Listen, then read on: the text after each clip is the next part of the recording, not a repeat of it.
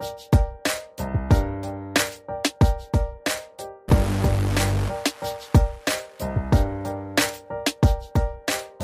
and welcome to episode 396 of the Money to the Masses podcast with your resident expert, as always, Damien Fay and me, Andy Leakes. Damien, what a night out it was on Thursday. The reason we're laughing is because we've recorded this week's show early in the week. So we've actually recorded it about 6 hours before we were due to do the podcast meetup. And the reason we've done it so early this week is every time I've ever done a meetup or an event, I think I get overexcited in pubs which are really noisy and I lose my voice the next day or two. So I've preempted that and we've recorded early. So we'll talk about how great the podcast meetup was in next week's show, because we'll actually know if anybody turned up or not. So we'll leave that till next week's show. Okay, with that in mind, the fact that we've got a hell of a lot to do before we do have the podcast meetup, let's crack on with this week's show. And so what have we got coming up? So this week we've got the usual three pieces. I want to do a piece on something called the endowment effect. So I did a piece last week about the Diderot effect, which a lot of people like. This is another piece of psychology you need to be aware of. And you might not actually be aware that you're being manipulated in some ways by retailers. The other piece I want to do is regarding cash. Now, I regularly do updates on YouTube about the best savings accounts in the UK, and we update articles every week about the best savings rate. And I was asked a question by somebody on there as to whether they can still get 5% interest on their savings, because it seems like the boat on that one might have sailed. So I want to cover that and explain how you can do it. And Andy, finally, you're going to do a piece on... I'm going to be covering charity at Christmas. Now, I know it's a tough time for a lot of people, and many people can't afford to give to charity at Christmas. So this isn't one of those pieces where we're going to put pressure on people to do that. It's looking at charitable gifts at Christmas and how even people who haven't got the money necessarily or the means to do it can do it and do good for Christmas. Because let's be honest, there's a hell of a lot of waste that goes on at Christmas. People spend a lot of money on tat, and this is just an alternative way that you can do good this Christmas. Okay, so I'm going to start with the endowment effect first. Now, I did mention retailers and shopping, but this actually has something that's very relevant to investing as well. And the reason it came about this week is because I was changing my 50k portfolio that I run on 80/20 Investor. And in doing so, it can take quite a bit of time for me to make a decision about whether to switch out of a fund or invest in a new fund. And of course, at the moment, we've got a real state of flux in markets. There's been a change in November. If you watched the market update, you'd have heard me talk about it. But there has been that pivot that has caused markets to almost turn on their head. So things that were performing badly up until November now have been the top performers in the last few weeks, and vice versa. So there is an element that when you start to make a decision to invest, you can end up gravitating more towards what you've already got rather than actually exploring new opportunities. And it's that opportunity cost element. Now,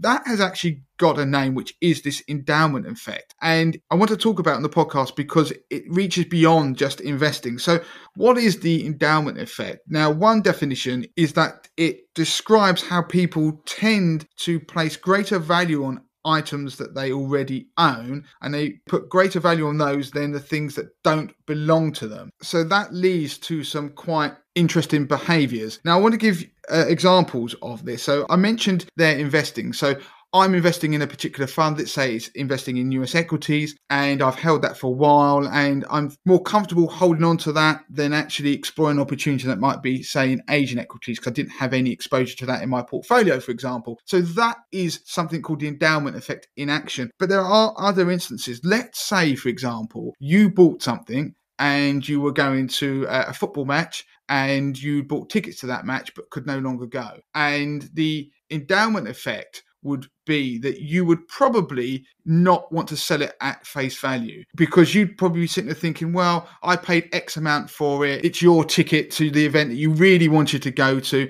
And therefore you put a higher value than is really applicable to it. So you will try and sell that ticket to somebody else, maybe at a higher rate than actually what the face value is of the ticket. So that is the endowment effect in action. It is also why people place higher prices on their own home. So homes are very emotional. So if you ask somebody, how much their home is worth, they will put probably a higher price on it than what an estate agent might do in reality. So that is the endowment effect as well. And we can see it play out in lots of ways. But the issue is, not only do we overprice as sellers, we have a tendency to do that because of that endowment effect, because we value that possession more than one that we don't already own. It could be the same thing, but we want to charge more for it because it's our possession, it's our house. So the ownership part is important in the endowment effect, but there's also something else called loss aversion, which we've touched upon in the past, which plays a part in the endowment effect because we tend to focus more on losses than we do on gains. So people will make decisions that are irrational because they fear loss more than the opportunity cost of something else. So people, for example, will more likely stay in a job they don't like, even if there's another job that's better, because they fear the change, that kind of loss, rather than the opportunity elsewhere. And that again we see in investing. So people will stay in a losing fund or investment for a very long period of time rather than look to move somewhere else where there could be more potential upside. So that is loss aversion. So that's all linked together. If you want a very good visual example of the endowment effect, think of Gollum in Lord of the Rings, where he's going on about his precious ring. So that is the endowment effect, almost too extreme. Now, it's important because it can be exploited by people as well. So if, for example, you go into a retail environment, there'll be times where you're allowed to take a product home and use it because they know that once they give you that psychological feeling that you own something, then you will place a far greater value on it. So then not only will they be able to seal the deal in terms of a sale, but they'll probably be able to charge you more. So an example is a mattress. So there are companies out there that allow you to take a mattress and sleep on it for months before you can actually give it back. And that is part of the endowment effect. The buy now, pay later phenomenon is part of this as well, by giving you that feeling of ownership. So you can click on a button, have not actually paid for something, you then get ownership of it. Don't forget, you could take it back if you wanted to, if for some reason you didn't want it, but you take ownership of that item. You are now going to pay for it later and probably end up potentially paying more down the long run if you end up paying interest on that debt. But that is the endowment effect as well. So retailers use it to exploit people. You could argue that the test drive of a car is partly that as well. So sometimes you're allowed to take a car home for a weekend and drive around in it as much as you want,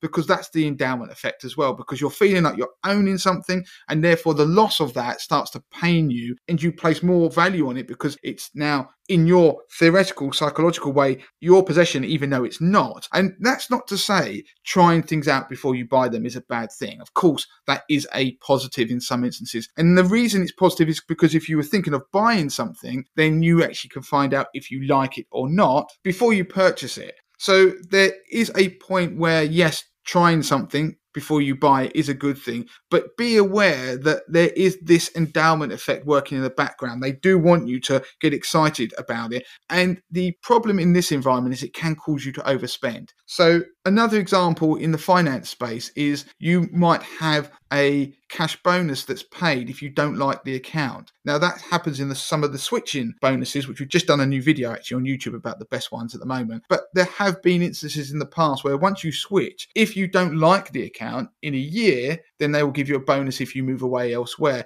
Again, that's that try before you buy. The fact you've got this bank account, you're less likely, partly because of inertia, but also because if you like it, it's your bank account, you're not going to probably want to change it and alter it. So how do you combat endowment effect? Well, in the investment world, it's important to have a process which is objective. So you're making decisions based on objective numbers. So that's what I do in 80/20 Investor. I don't place reference to the price I bought an investment at. So that means that I don't place emphasis on the loss. If a fund does have a loss, I do switch out of funds that have lost money. So I don't get impacted by loss aversion. I make a decision based upon objective information. And therefore that helps me reduce the impact of that endowment effect on me, because I'm not thinking, well, I've already owned this, I don't really want to get rid of it, even if it's been something that has done quite well for me in the past. It's very difficult, I do admit that, but you've got to have an objective process. I hinted at another tip to avoid the endowment effect, which is only try products that you do have a genuine interest in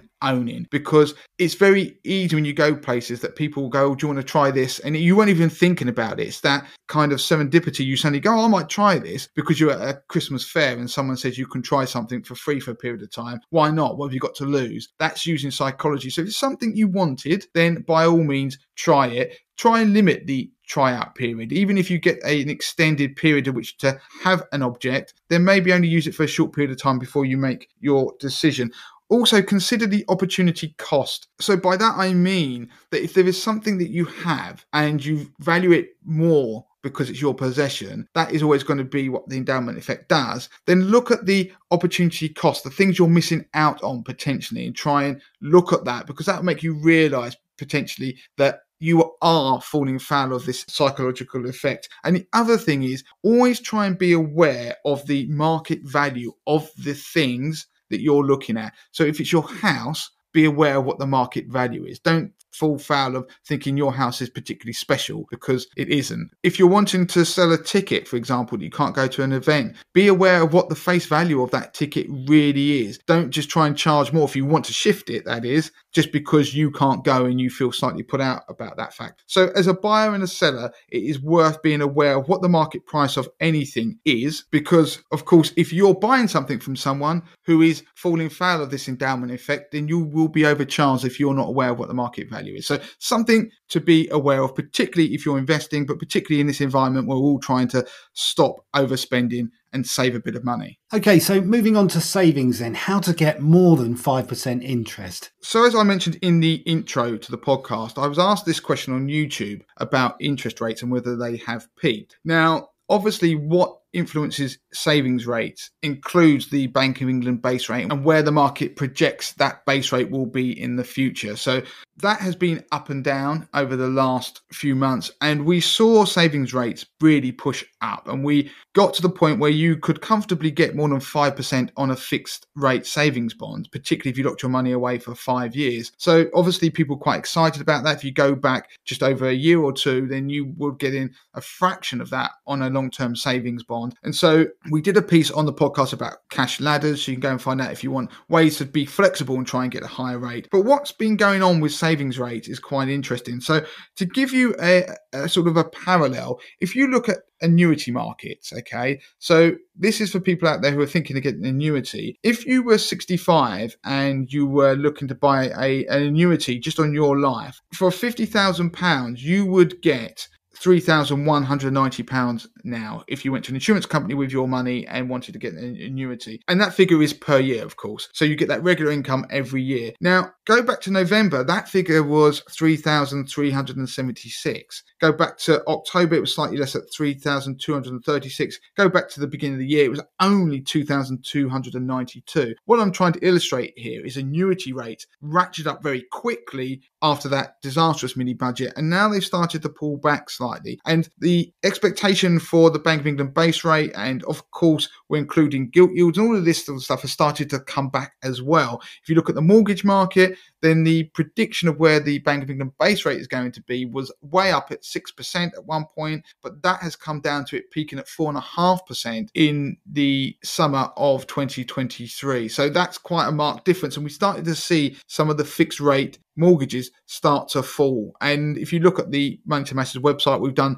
articles on that, and then sign up to the newsletter, you'll see that every week we send out articles about all sorts of things that are going on in the market. So you can do that at moneytothemasses.com/newsletter. So you can get a feel that rates in the market are starting generally to come down. So in savings rates, we're seeing a similar pattern. If you go back to October, the best 1 year fixed rate savings bond you could get, the best rate was 4.75%.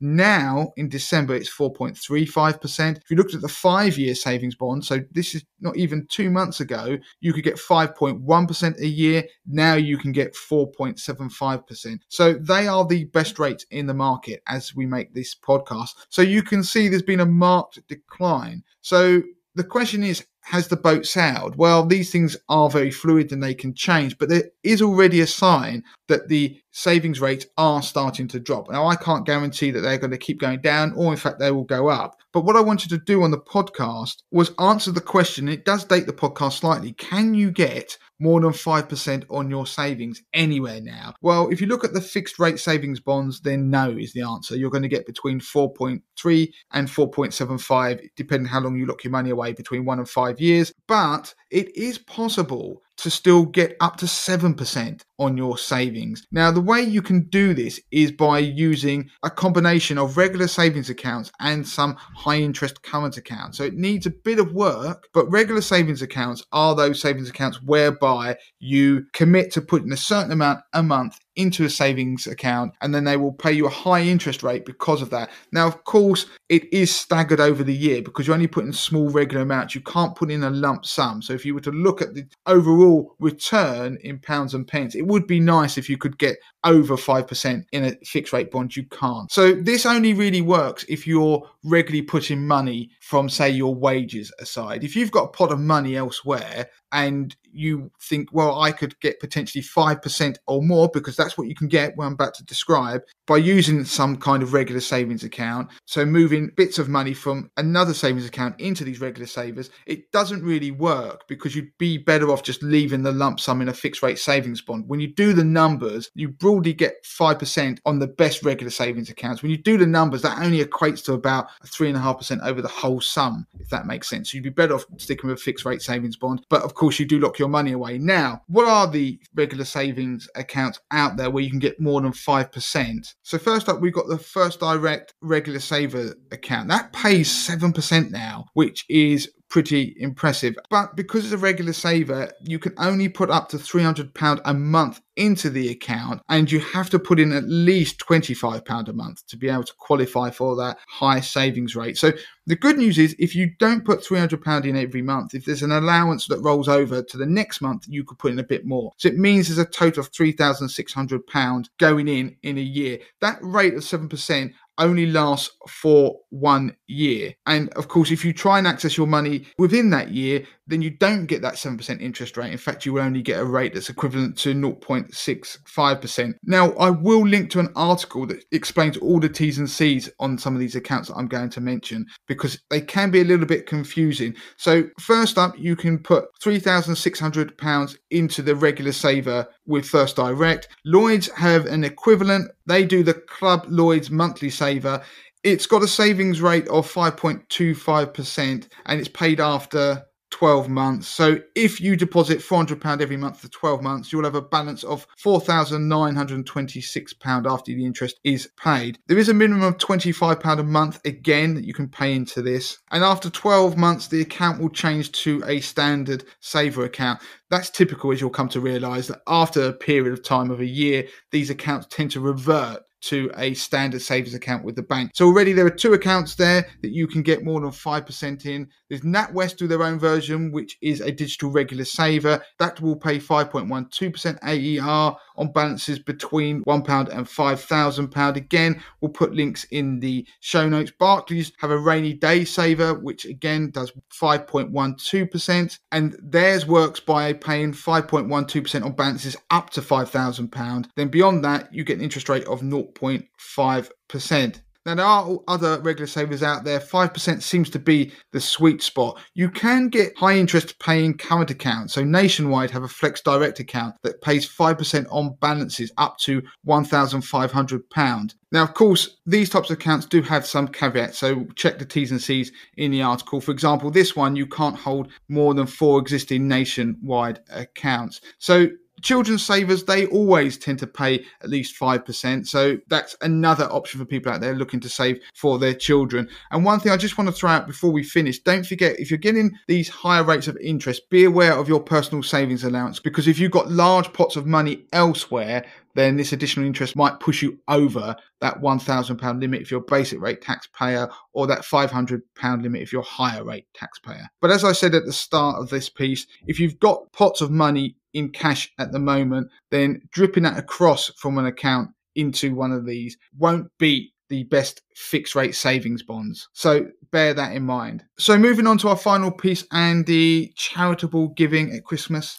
Yeah, again, this does date this podcast slightly in that obviously if you listen to this in the summer, then it's not relevant. But this is something that is relevant year after year come Christmas time. So look, cost of living, we know how much that is impacting people. So we're not suggesting by any means that everyone should go out there and gift money to charity. The idea of this piece in the pod is really just to highlight that there are options available to people. And it's not necessarily about giving money. There are other things you can do at Christmas. And the reason I particularly wanted to bring this piece to the pod is we as a family in the last couple of years have really started to realize how much rubbish we end up giving to each other as adults that we don't actually want. And it is wasteful. People are trying to save their pennies. And so we as a family have decided now no more gifts for the adults. We're going to gift to the children, really just to help each other out and save a bit of money at Christmas. When Andy says we as a family, he's not referring to me. He's talking about, we're not related. He's talking about his own family, don't you? So So my family, actually, we don't give gifts to the adults. So something that we stopped doing many years ago. We only give to the children. And it sounds simple, but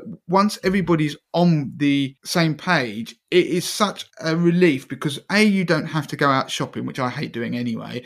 B, it saves money and you can actually increase the value of some of the stuff you buy children. And we did that as a group of adults because obviously I've got quite a few siblings and it's made a massive difference and made Christmas more enjoyable because it's more about meeting up. Sorry, Andy, I hijacked your bit there a bit, but that is something that is worth doing. If you've not done it this year, maybe next year. I tell you what, you'll be surprised how people will probably react in a family. Most people will be quite relieved that somebody suggests it, if I'm honest, because of the pressures people place on themselves more than anything. Sorry, Andy, carry on. Yeah, no, absolutely. Sometimes the best gift that you can give at Christmas is releasing others from the obligation of actually having to buy gifts. And like you say, it can be quite... Did I just steal one of your tips? No, not really. So what I'm going to do is just read out just a list of ideas for people that if they want to still do that token gesture, that gift to another without building up on all the tat that you tend to buy at Christmas, these are things that you could do that are charitable, that could really make a difference to other people. And again, it's not going to break the bank. And the ones I've picked out here are somewhere between £10 and £100 if you've got the money to do it. So a few of the charitable ideas that you could think about is UNICEF. They offer a package just for £18 where you can give vaccines for up to 100 kids to vaccinate against things like tuberculosis. I mean, impacting 100 people's lives for £18, that's not too bad. So you could use this as say to somebody, don't buy me a gift, do this. Yeah. Or the other way around, you could say, I didn't buy you a gift, I've done. They might not be as appreciative, but... But yeah, I like it. So Karen, what's the second one? With Oxfam, you can impact families by helping them to have clean water and sanitation. And that supports villages across the world. And that's from about £10. Macmillan, cancer obviously impacts a lot of people's lives. You can make a donation in someone's name from around £10. Save the Children do a number of packages from around £12 to £20 where you can give school bag kits, mosquito nets, essential baby kits that include nappies, towels and wraps and soap. And Refuge do a Christmas dinner parcel for £25 that can help support women and children that are escaping domestic violence. There's a few ideas there. I mean, you just need to search. In fact, we'll put a link to some ideas on the podcast article and in the notes on this podcast for a few ideas for you. Yeah, and I remember years ago we talked about a charity that unfortunately doesn't exist anymore called Crack and Cider, which was set up by somebody I interviewed on the One Giant Leap podcast, where they set up a charity where you could gift warm clothing to homeless people. It was set up around Christmas time each year. So these are some quite nice alternatives if you are being charitable at Christmas with presents. So I like those ideas. Andy, anything else?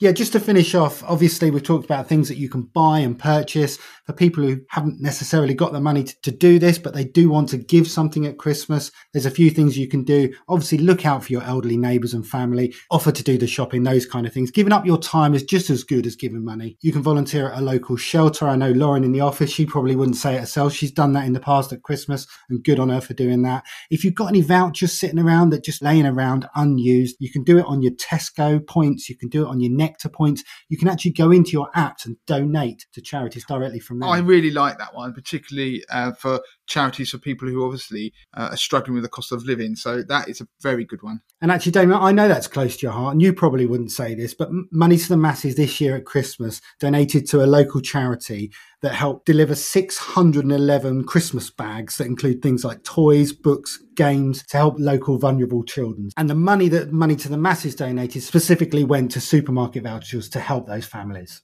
If you've got presents coming and you've got children and you want to clear out the children's bedrooms, have a look and see what you can give to local charity shops. They're always looking for donations. And I know anecdotally that they are busy this time of year. So unfortunately, you might actually be told that they are full and they can't accept any donations. Well, there is a solution to that. I had a quick look online, and Crisis, that are a homeless charity, has a free post service. So you can go online, request a label, they'll email it to you, which you can print off, and you can actually send items to them in the post up to 10 kilograms in weight, and that includes things like clothes and bric-a-brac. So if you can't get to a local shop, or if they're closed at the time that you do it, you can actually send stuff in the post to charity, which I think is amazing. And finally, Lidl are doing a campaign called Lidl Bears Toy Bank, and in every store nationwide, families can drop off new or unwanted toys and games, and they will get gifted to local children in need of support, which I think is really good. Of course, don't forget food banks. Oh, another thing on food banks, which is what I do at Christmas time, I do use some of my Nectar points to make sure that I can then give a little extra to the food banks when I'm doing my Christmas shopping. And another thing I do when I'm food shopping is I look around for the deals. If there's a buy one, get one free, and if it's something that I know the food bank might like,